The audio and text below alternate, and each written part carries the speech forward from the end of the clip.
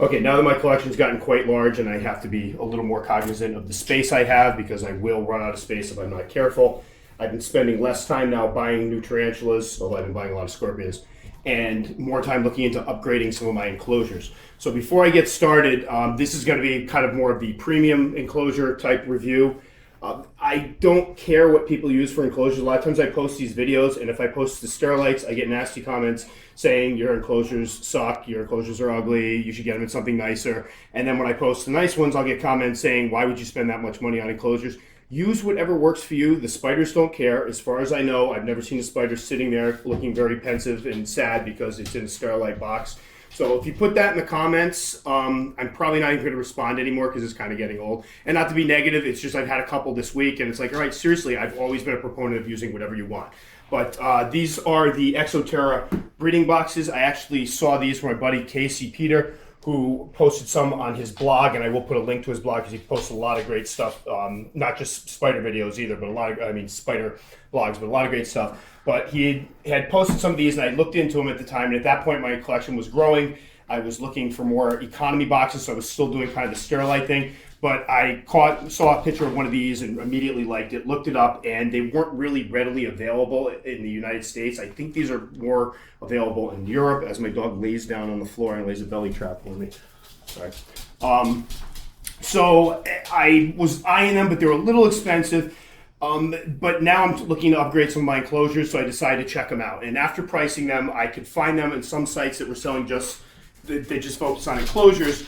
And these ones would sell for about $7.99. These ones here you can get for about $11 or $12. Unfortunately, once you factored in shipping, the prices went through the roof. So I hopped on trusty Amazon and was able to find these for $10. These ones here for about $14. A little more expensive than I'm used to paying for enclosures. However, I'll go over some of the features with them. They're actually really, really nice. So these here are sold as 8x8, my little note sheet here. These are sold by 8x8, but I do want to point out that the 8 is measuring the lip of the cover. So that's 8 inches. If you go down to the bottom, it's actually about 7 inches. So that's something to think of because that's going to take away some of the floor space. And I was kind of figuring out the dimensions of these and trying to figure out how they would line up for things I already use. And they're just under 6 inches, about 5.5, 5 3/4 inches tall. So a little shallow, so not something you're going to want to use for a fossorial or an arboreal species. These ones here, look over. Sorry, Billy, I'm making you bounce back and forth. They sell them as 11.5 or 12. I think 11.5, 11 3/4. But if you go down to the bottom, they're about 10.5 inches. Again, not horrible, but a little smaller than they say. And this way, they're about 6.5. So something to be cognizant of if you buy them. Now, this size here I like because it's roughly the same floor space as one of these that are very, very popular in the hobby. I have a bunch of these in my collection. They're some of the more clear Sterlites, but you can see compared to this, and I would say perk number one with these, the clearness of these these are crystal clear. They're almost like acrylic enclosures, where these do have that milky, foggy look. So when you look inside, you can't see your spiders as well. I do like the doors on these, and let's just call it as it is. These are kind of like critter keepers on steroids. I do like the critter keepers. I've been using them more and more for some of my species that don't require high humidity, but the doors can be a pain in the butt. These, you just slide it over, pick it right up, door comes right up. Nice size door. And they have these little feeding doors here, which some people may love. Personally, when I feed my tarantulas, I usually open the whole enclosure up because that's when I check for boluses, any issues, molting, refill the water dishes. So I don't know if I'll use these all that much, but kind of cool. And just to point out, I had this so it could come off. This here is contact paper. If we flip this over, the whole vent top is vented, much like a critter keeper. However, what I did here is picked up just at Walmart, $5, a roll of black contact paper, cut it to fit, and covered up some of those extra vents, because this right here is fantastic. One of the big knocks on critter keepers or aquariums is there's no cross ventilation, but because of these covers, they actually have cross ventilation with the vents on all the sides, which is really, really nice. So really enjoying these. I'm going to put some of my smaller adults and some of the larger juveniles in here. And then these here are fantastic for dwarf species. I have 3 Euathlus species that are in the Sterlite, and I love showing those guys off, so they're probably going to go into these here. And as you can see, decent amount of floor space. I would personally use this for either dwarf species or some of the slower growing species like Homoeomma, Brachypelma, or Grammostola species that if you put a juvenile in here, it's going to take it several molts in a few years to actually molt out of the size of the enclosure. because it's one thing I've noticed with these. It's a nice size, but it's a little bit smaller. So if I were to put, say, a Sturmian here, or a Pamphibedia species, or a Phormictopus species, they're going to outgrow this enclosure very, very quickly. You're talking about, you put one in this big, you're talking 2 molts, and it's too large, too small for it. So just be aware of what you're putting in it. But for something like, I have a lot of Grammostola, Phonopelmas, and Brachypelma species that are all about that big, that's going to take them a while to fill it up. These would be fantastic for somebody who doesn't mind spending a little extra money. I mean, $10 a pop at Amazon, if you have the Prime, it's a free 2-day shipping, is not bad at all for something that looks this nice. And I do like the fact that they are incredibly stackable, more so than the normal critter keepers. These are really large in there. I have critter keepers stacked in my room 2 deep, and they hook in a little bit, but they slide around. These are really, this one right up here, really, really stackable. And I like the fact, I have to admit, I just bought a bunch of these, and I love the fact that they're not just sold like the critter keepers usually get in a bag. They come in boxes, they look nice, and the sizes are fairly decent for a lot of different types of species. There is a bigger breeding box that I'm going to pick up. They are a little more expensive. I think they run around $20, and that's getting kind of high. The one issue I have on them, they're about the same depth as these, and I like giving everything a little extra substrate. And so if there's one major knock I have on these, it would be the fact, because of the fact the covers are so tall here, that you don't have a lot of space to fill in with substrate. So I'll see if that comes into play. But later on, I'll be doing some rehousings. I'll be putting my Hapalopus species Columbia larges in these. I've been looking for something new. They're in these little milky sterilite containers now, and I think these will be perfect for them. And then my Euathlus species, and I'll be looking around to see what I have for juveniles to put in these guys.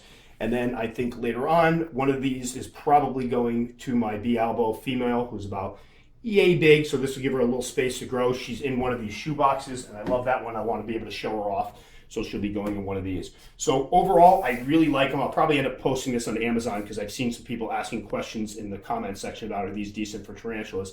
I think as long as you know what you're getting into as far as size-wise, the fact that they're not going to be quite as big as advertised, and the fact that you're not going to be able to keep larger species in these are really nice for somebody who has a smaller collection that doesn't mind spending a little bit of extra money, or in my case, somebody who has a larger collection that's now starting to make it look a little more attractive. So when you occasionally have company over and you bring them in there, it's not like, oh, here are my spiders all in a bunch of Walmart Sterilite containers.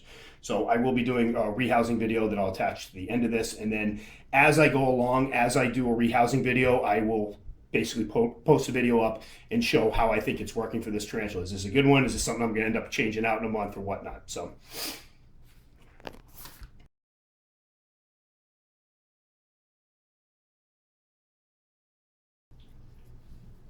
about to rehouse one of my female Euathlus species reds, or Chilean Fire, Chilean Flame.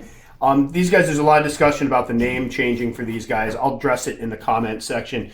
Until I get word that it's official, I'm not going to go ahead and confuse people by renaming these. I've already done it a couple times where I've changed the spider's name and classification only to have it change back. So I will put, if anybody's interested in the comments section, I will put a little something about this.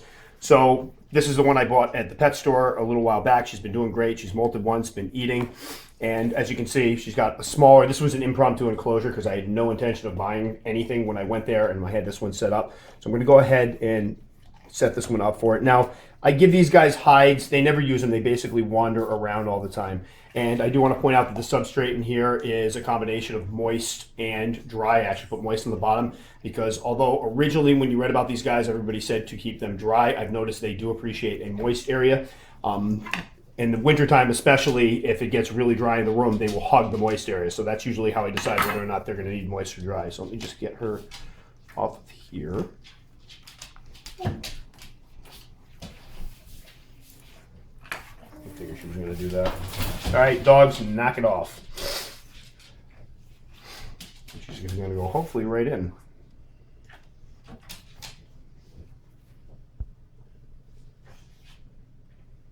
If you notice, I don't even have a catch up here, so I plan on either getting her in my hand, which she's one of the few that I'll hold, her and the other female I have.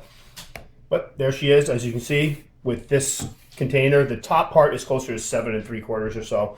Bottom part is about 7 by 7, so she's got a good amount of room. These guys do roam a lot, and she's gonna probably try climbing right out, get in there. One thing I do want anybody that has these guys in the comment section, if you could, especially if you're in the United States. I'm not sure what season it is in other countries or stuff, but I have noticed that these guys right around this time of the year when winter sets in, for me it's right around October, November, they stop eating. And I'm kind of curious if anybody else has seen this. I have a funny feeling a lot of the ones that are in the hobby right now are wild caught and have not adjusted to the time schedule here. So they naturally go into kind of a fasting situation when the certain time of year comes around. So if you guys have these in the comments section, if you have the older specimens, I found that apparently the smaller slings do fine, but if you have an older specimen, I don't want her getting out around the table, I don't feel like handling today, so if you have an older specimen, please feel free in the comment section to comment on whether or not you've noticed this, because I've had 4 of these guys, wait, 1, 2, 3, 4, 5 of these guys, they all tended to stop eating right around October, November, and then picked up again once winter was over.